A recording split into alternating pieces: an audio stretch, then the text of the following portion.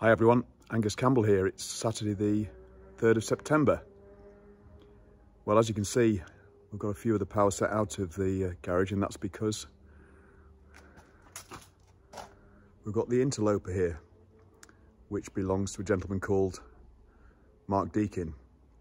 And as per the community post, he's asked if we can have a quick look at this to see if we can improve its running.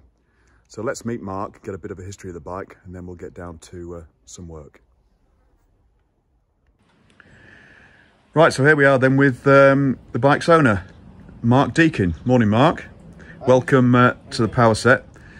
So, when we first met at Founders Day, you gave me a bit of a potted history of how you came across this bike, some of its history, what you've done to it, and some of the problems you're having. Do you want to just run through that again and kick off, and then as you're doing that I'll sort of pan around the bike, if that's all right? No trouble, yeah. Basically, this bike has been in my family since mid-1976. It belonged to my brother, Nigel. He took it off the road sort of, I don't know, mid-say 77, thereabouts, mainly because it started to smoke on one of the cylinders. So the bike came off the road and it's basically been in boxes ever since. Unfortunately, the reason I'm still here now is my brother passed away January last year. So I've made it my mission and a tribute to him just to get the bike back on the road where it should be. Yeah, nice one. It was his pride and joy. He had lots of other bikes, but this was always his favourite, and it was always there on the back burner, and ultimately he didn't get around to finishing it, so that's where I was taking that challenge. I did actually get it as assembled as a bike for his funeral, on the day of his funeral, just so it was it looked like a bike, but it was a non-runner. There's lots of issues with it, so in the last, well, since January this year, I've pretty much worked on it most weeks, most evenings, trying to get through the problems. Obviously, because when I became the owner of the bike, it was still semi-built, so I didn't really know a massive amount of where we were with it, so I had to go through everything. And this is where I've come across various issues. No fault of my brother, it's just, you know, it's been sat in boxes for 40 years. So my intention was get the majority of the bike together and get it running, because that engine was rebuilt, the reason it was took off the road, and it's been sat for 25 plus years just sitting there in his garage or in his house. It was rebuilt by a very well-known triumph specialist, Clive Humphreys. Yeah, I've known of Clive, yeah, for years. In the early 80s I sold a T160 to him. And in Coventry, yeah, which is where I think he still lives. That's right.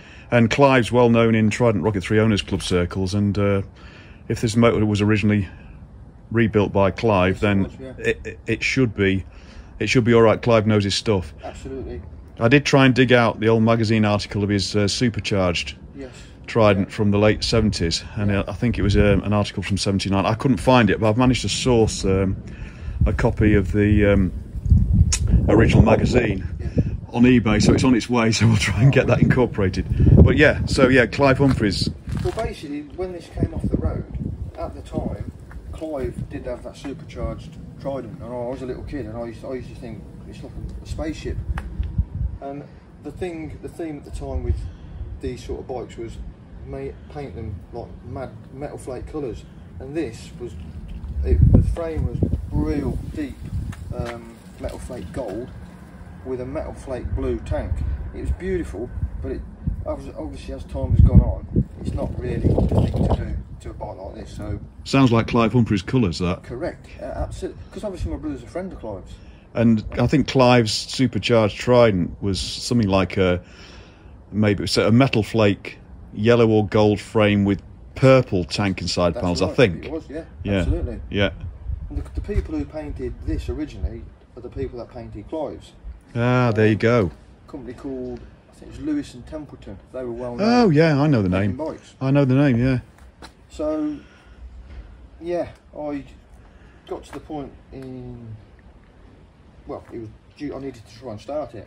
So I went through all the basic checks. I had spark, I had fuel, and after a lot of messing around, it did run. But it's never run properly from day one.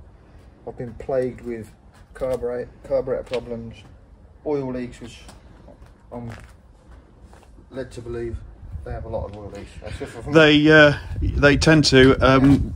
This has been stood in my garage since you brought it over, which is about a week or so. Right. And there was one spot of oil on the floor. Yeah.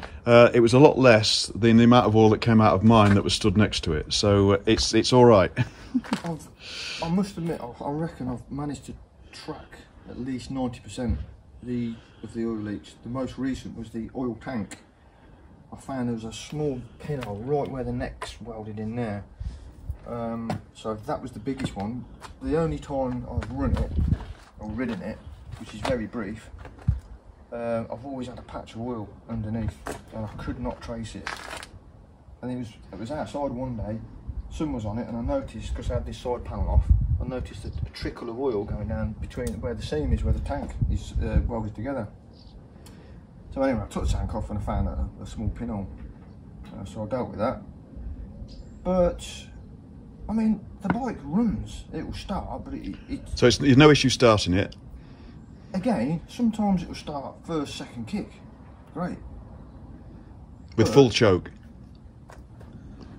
Again, I just vary the choke. Sometimes I use it, sometimes I don't. Right. Not being massively familiar with how these beasts work, it's a learning curve for me. When I did get it running initially, it was quite happy, but I was plagued with fuel leaks, which again I've dealt with. That was down to the float bowls. For some reason, this one tickler here, the first time I put fuel in it, it was like a jet of fuel was coming out here, and I couldn't stop it. Oh, so this float was sticking. Yeah. Again, it's all because it's been sat for such a long time. Yeah. I've gone through the basics, and obviously these problems have just occurred while it's been, you know. Yeah. So the last time we spoke, you said you could get it running. When it was warmed up, you could hold the throttle and it seemed to be running all right. But every time you then blip the throttle, it bogs down. It just bogs down. Yeah. Blub, blub, blub, blub, blub. Yeah. I mean, the first time I rode it, which was literally around the block, I was struggling to get gears. I could get into second. I couldn't go any further than second. Again, I'm not used to a right-hand shifter. I'm used to left. So I thought, oh, it's only going to be adjustment, which it was. The front had a horrendous judder, front brake judder, and I didn't know what the problem was. Investigated that. Basically, the bearing at the top wasn't done up tight enough. So steering head bearings, then, yeah. Basically. Okay. Okay. Well, I mean, as everybody can see, the bike looks the part. What did you say the colour was? You did tell me what that. It's called Morello Pearl. And it's a very deep maroon, or what do you call it? Yeah. Crimson, very, very deep, beautiful colour. The bike, going on the subject of colour, it was originally like a pale metallic green. Lime green is the official colour. That, with a red pinstripe. Okay. And you don't see. I've not seen one of those for a long while, but yeah, hopefully. If you can dig some photos out, we'll show it. We'll show those now, because that'll be interesting. And then obviously the other obvious mod is the Hurricane, yes, the Hurricane pipes and silencers. Again, that was one of my brother's favourite motorbikes, and there was one stage where he was actually going to convert this into a Hurricane. Yep. But obviously that means chopping the back of the frame and a lot of mods, and now obviously there's not many of these left, and he just wanted to keep it all original. So apart from the pipes, which he's had those pipes for probably 25-30 years. They were again just collected when he eventually got the bike on the road. So when he first got the bike, it had original Hurricane pipes on it, which was, you can see in those pictures. So I did, for his funeral, he had a set of fishtails as well. I did put those on it just so it looked like a complete bike. I I've never been really a fan, to be honest, of fishtails. But having seen a few more of these now with fishtails, I do actually quite like the look. And they sound beautiful, I must admit. But this sound equally sounds fantastic. Okay. And what was your brother's name? Nigel Deakin. Right, Nigel. Let's try and get this going for Nigel. Absolutely. And so they, obviously having discussed this previously with Mark at Founders Day and over sort of email trails, etc., the first places to start are obviously carbs and fuel and ignition. And Mark's been over this lots and lots of times, but it's just to cast a second eye. The only thing I've done in the last week is just check the pilot screw settings, and they're out 2 to 2.5 turns, and that's wrong. It should be 3/4. So that's going to richen it up no end. So I think the plan of action is definitely going to be to focus initially on the carbs. We'll take the carb rack off first to make sure that all the components inside are correct. I think we've already identified as well this morning from some old slides that were in it, they're 3.5, which the later ones were, but on this model it's supposed to be 3, so obviously that's going to make it a little bit leaner. And then depending on what we find in the carbs, etc., then we'll go on and we'll check the timing with a strobe as well. We've got the kit to do that. While it's here, we may as well make sure that's spot on too, and we'll take it from there. Now the first leading question, Mark, is just as a before and after comparison, would it be possible to start the bike to see how it runs, or would you prefer not to? No problem, I'll give it a go. All right, we'll end. Sometimes it does, sometimes it don't. We'll see. I mean, yeah. I won't embarrass you by filming a lot of kicking.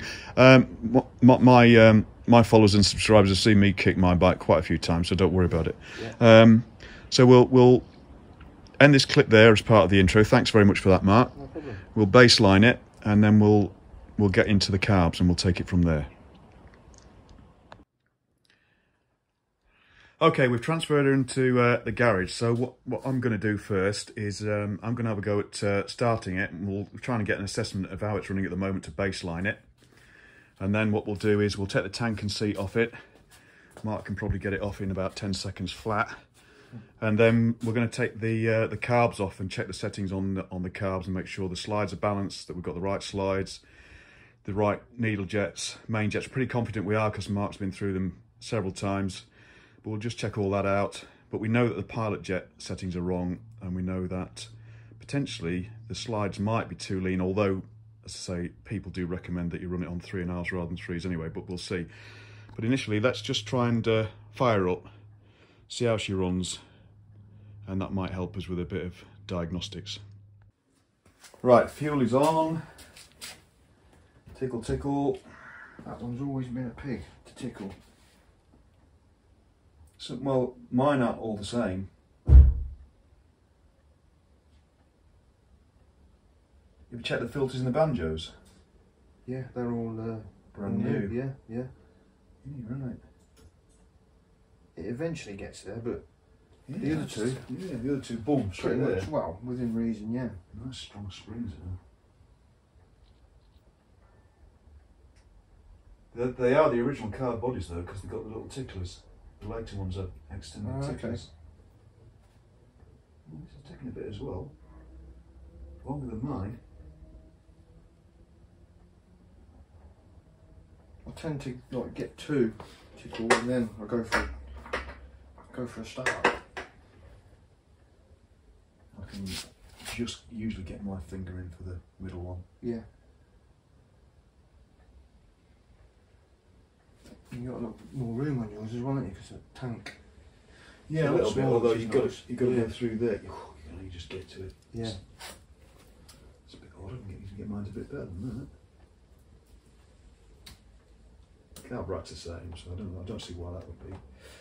Maybe I know what it is. It's because your fuel line's in a different position.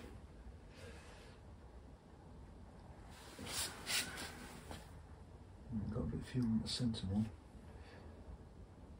You got much fuel in it? There is fuel in it, yeah. Like I say, that one has always been troublesome. I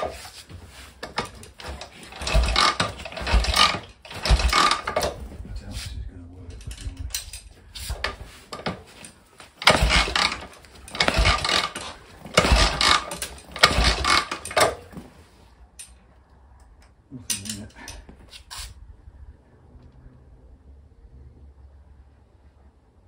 I'm going to put a bit of fuel in it.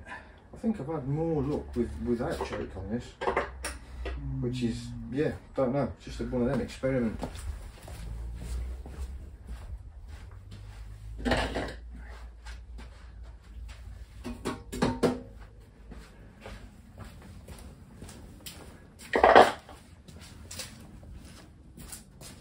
Oh, there it is behind you.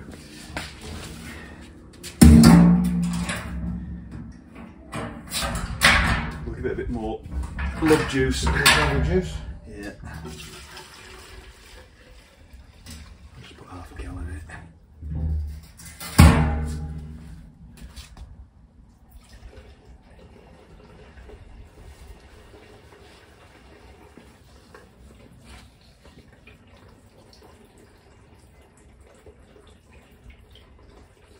You say that you normally start it without choke. Yeah. Have you checked to see if the slides are actually dropping in the bodies?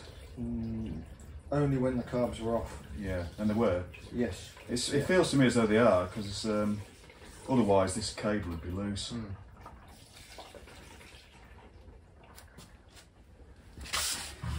If we don't start it, we don't start it. It doesn't matter, but we'll just have a bit of a go.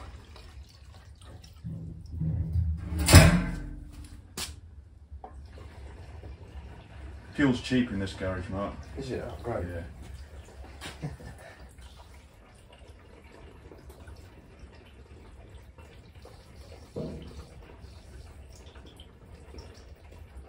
Sorry, I usually do this a bit slow because we don't want fuel on the tank. This bloody stuff's terrible. If there is a bit of ethanol in it, it'll rip the bloody paint off, as you know. Right. We'll leave it at that. Put this away before we have a fire.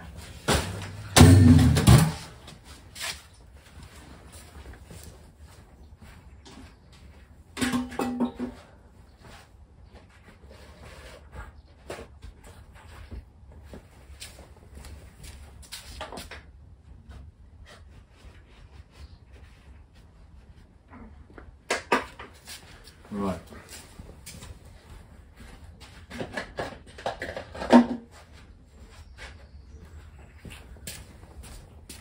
Let's do the, so the other ones tickle more readily. Yes. Let's see if we get some down here now. Because I didn't get anything out of this one either.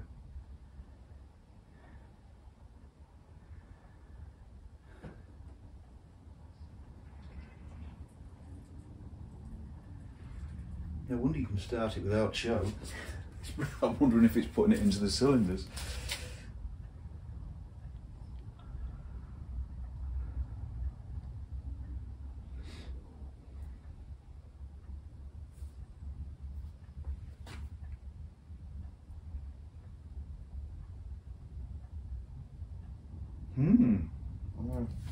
Nothing. A mystery. Nothing. There's a mystery for a start. Right, well that's easy enough to check.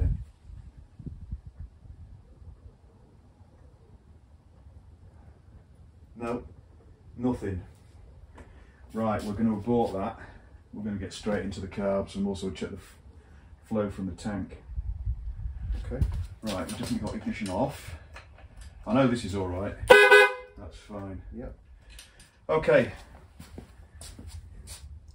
So a few things to investigate already. So what we'll do is, me and Mark will now, side panel seat, tank off.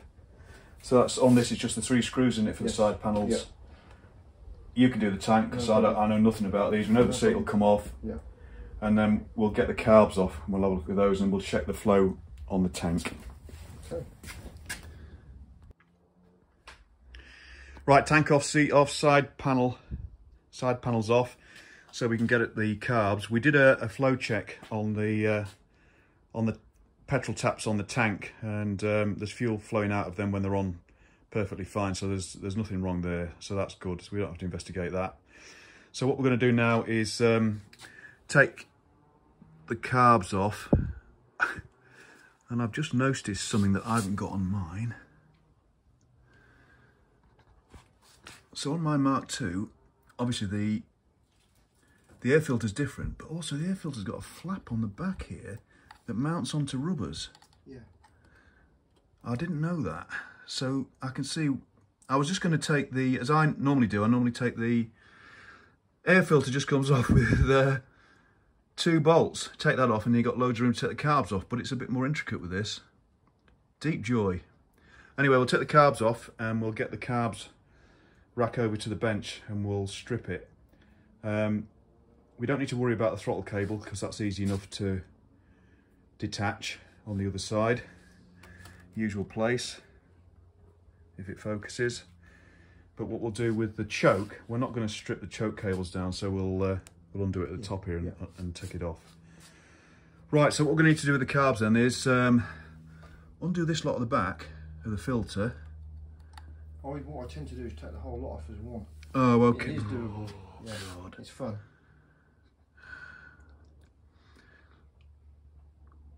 Sorry, I'm umming and ahhing here. What I'd normally do is try and get the filter off because it's only held on with 2 bolts, one on either side. If we can take it off at the back, take those 2 off at the back there. That's what I would do. Anyway, let us think about that. We've potentially only got, is it 4 bolts? How's that? No, what that bracket is, it's a rubber mount. It's a rubber mount, yeah, but they only sit on it. They only slot in, don't they? Yes, only sits in. Yeah, absolutely. They just sit there. Right. Just support the air filter. Okay, I've got an idea. I think we might be able to get it off without too much trouble. Using my technique, we'll have a go.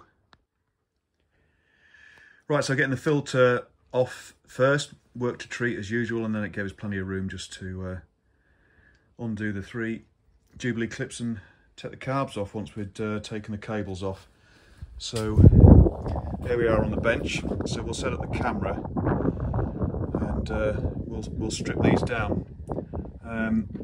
You can see we've left the cables on. It means you can take them all off as one unit, and then we've got plenty of room to manoeuvre on the bench.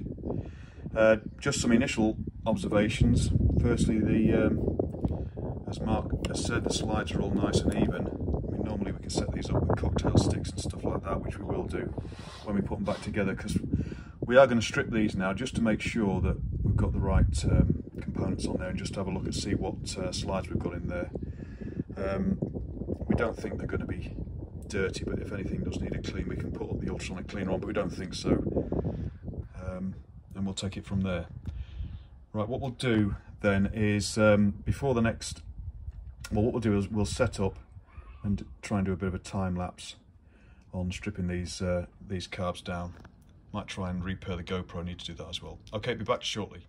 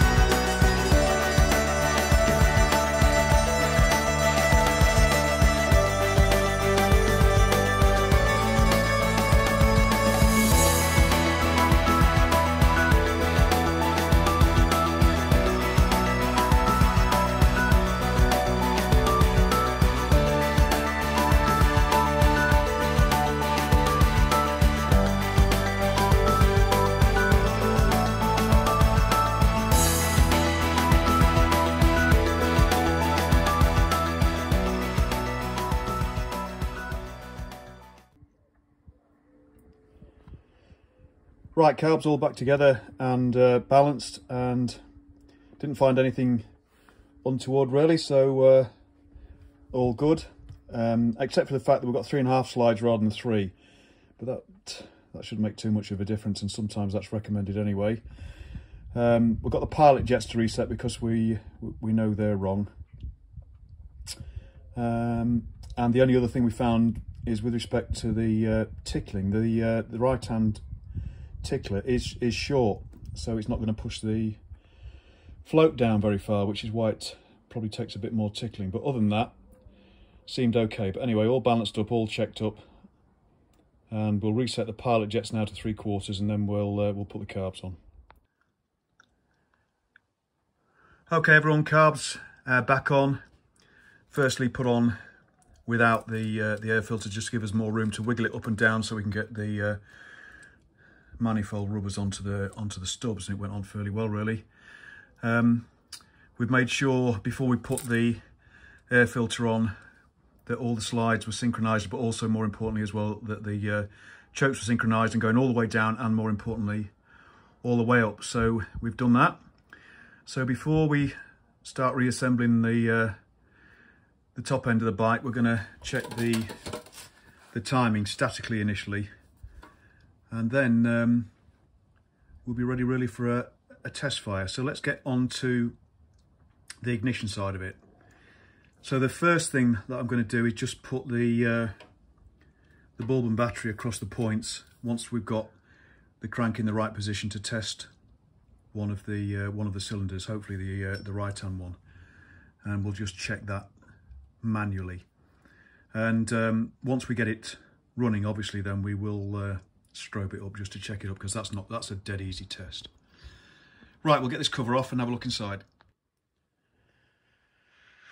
Okay everyone, as you can see from the bulb test kit and all that jazz, we've been focused on the timing, and we found one or two things that we needed to correct. The first thing was that we didn't appear to be getting power from a condenser down to the left-hand cylinder points, and ultimately we did some continuity tests, etc., and all of a sudden things started working. So we're putting that down to a bad contact at a terminal at the moment, and we seem to be getting a reliable arc and stroke spark now, even if we remove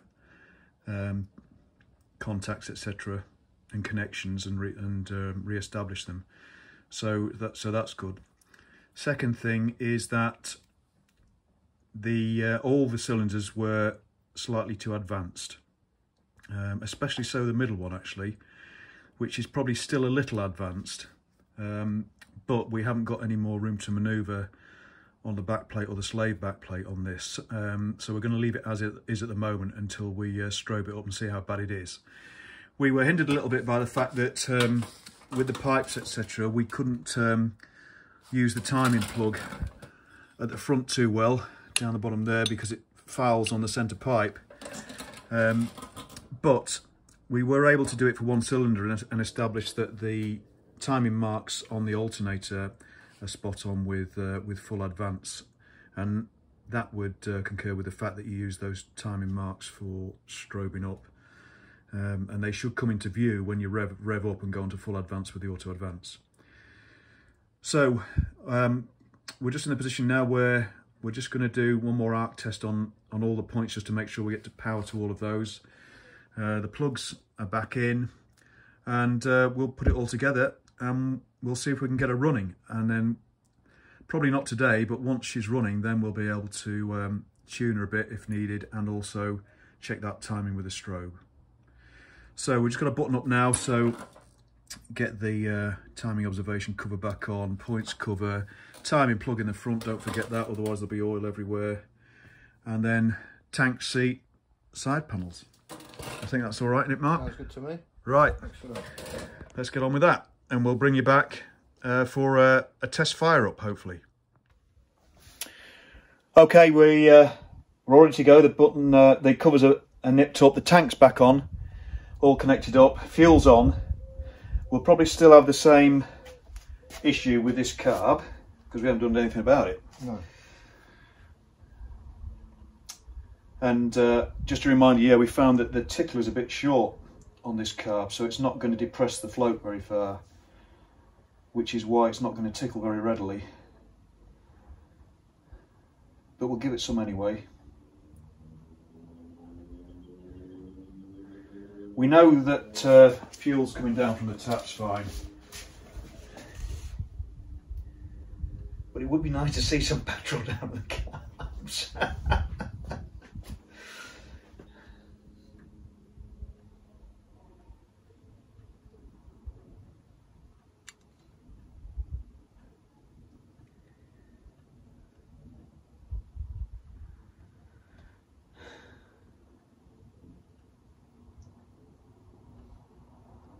It must be getting some fuel. It does get there eventually. How long do you normally hold it down for or pump it for? You said couple of minutes normally. Eh? Couple of minutes. Couple of minutes? Yes.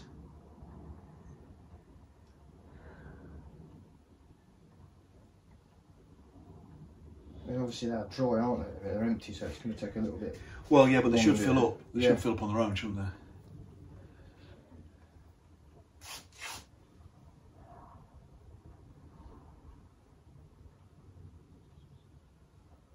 I really would like to see some.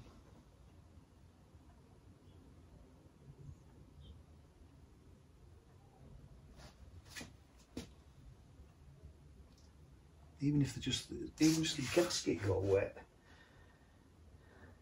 I mean, it's easy enough to check if we've got fuel in, because I can just undo the nilled screw on the bottom of the float bowl.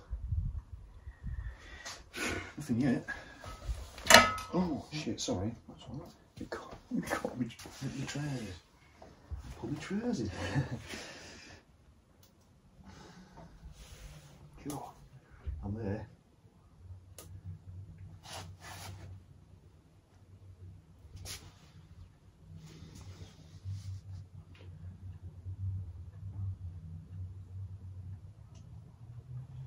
I'm just wondering if the floats are a bit too low. Which is why you've got the same problem.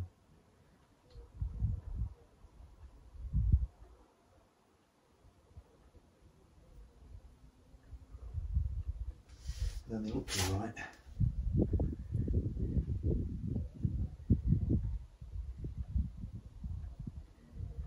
We must have got some in there. Right, I'm going to put full choke on, or a little bit off. So a little bit of play in that. There's that play in it, so it ain't going to start coming off until there. Contact. Power.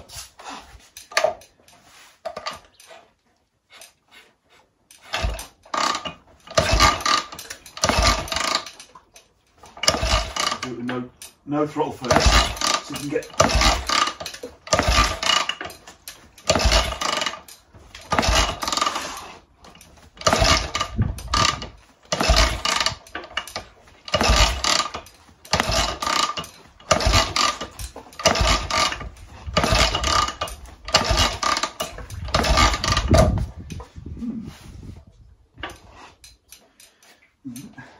Check plugs.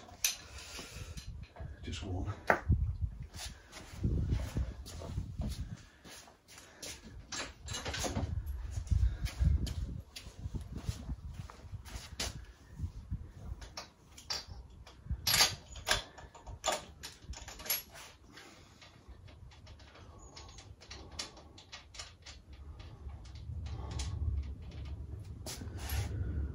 Dry.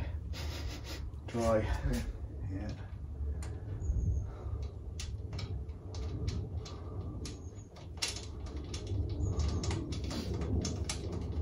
Oh, it's good exercise. Indeed. I thought it was fit.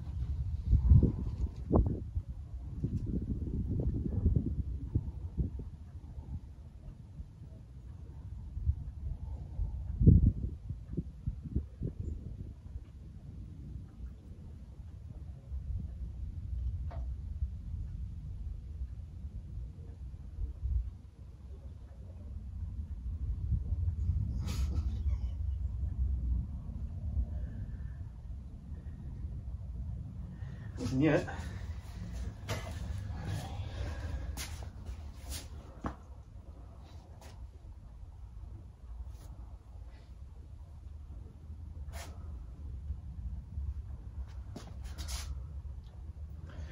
I'm just going to check, look up some stuff about float height. Right guys, we're just tickling away again and we've got fuel to the centre and left. Okay, there's fuel there now. Right, there's fuel, that's better. Yeah. Yeah, so we're pumping, there is some coming out. Right. Yeah. Choke, contact. Fired.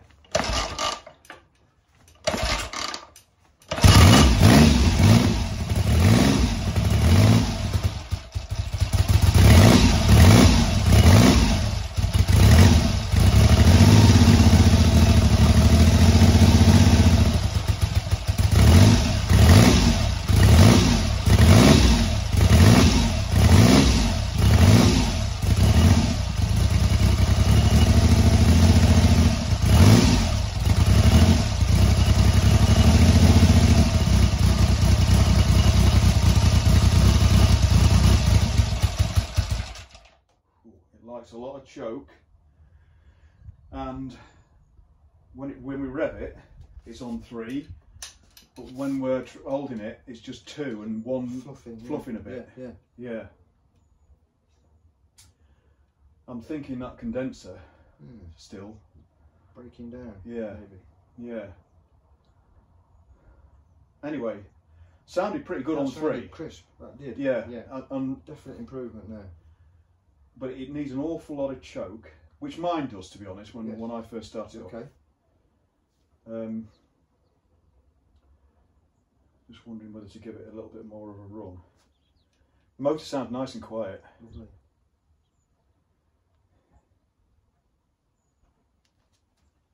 Oh, sorry, pump, pump, pump. Yeah. I'm just wondering whether the float heights are maybe a little bit too low. Okay.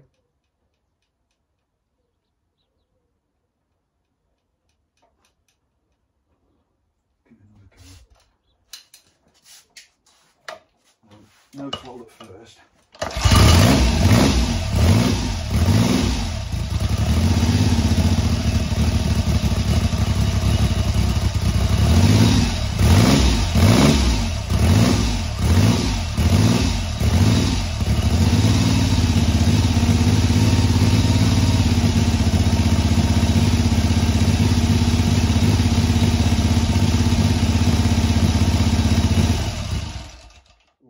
Take choke off, it doesn't want to know. But it starts well. I am thinking float heights. Okay.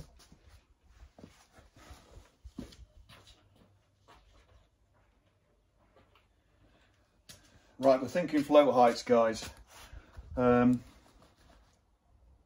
soon as you open the throttle, it picks up really cleanly on 3. So I don't think it's ignition, but we did have, say, one minor problem with a condenser connection, potentially, or maybe the condenser. We didn't seem to be getting any power down to one of the points initially, and we managed to determine we were getting power to the coil fine. So we know which one that is. That's yellow and black, which is left-hand pot. So a condenser is easy enough to change. And for the sake of a condenser, I'd probably do it. But then I'm thinking float height, because it should be beginning to warm up a bit and come off choke now. And as soon as I take the choke off a little tiny bit, warmth, it doesn't want to know. No. Right, so let us have another think and think about float heights and maybe do a bit of research, and we'll be back. Right, folks, as you heard, sometimes it starts up pretty well when we manage to get some fuel to it, but it is a bit starved. So what we've done for now is we've richened up the pilot jet even more. So we're screwed into only screwed out half a turn on each carb on the pilot jet. Obviously pilot jet is an air screw, so you screw it in to make it richer. And she's starting up okay, and she's running better. She's missing a bit on one cylinder, so we're thinking that that's the condenser for the left-hand pot, so we're going to change that, which is easy enough. And although she is running a lot better now, and she's we're managing to get her to tick over a bit, although a little bit roughly, it still is on full choke. And we did warm her up a bit and start taking the choke off, but she's still not liking that too much. So she's starved. So there's two things we're going to do. Sorry, three things. We're going to change the condenser on the left-hand pot. We're going to investigate the float height settings, because I think they might need to be raised. And I'll also check the spark plugs as well. The NGK B80Ss, which I think are the equivalent to N3s, but I'm going to check that, which is fine. I'm not precious about champions, they're just for originality for me on my bikes. But anyway, that's what we're going to do. So we're towards the end of the day now, so Mark has left. So we're going to end this as a part one, and we're going to return to it when we've done some more investigations, say, and we'll start doing a few more jobs on this to try and tune it, and just to get it running a bit evenly and more reliably. So I'll bring you back for part two, which won't be too long away. So we'll leave it there for now. Thanks very much for watching, everybody. Thanks for interest, comments, and any subscriptions, and I'll see you all again soon. Cheers, everybody. Bye-bye.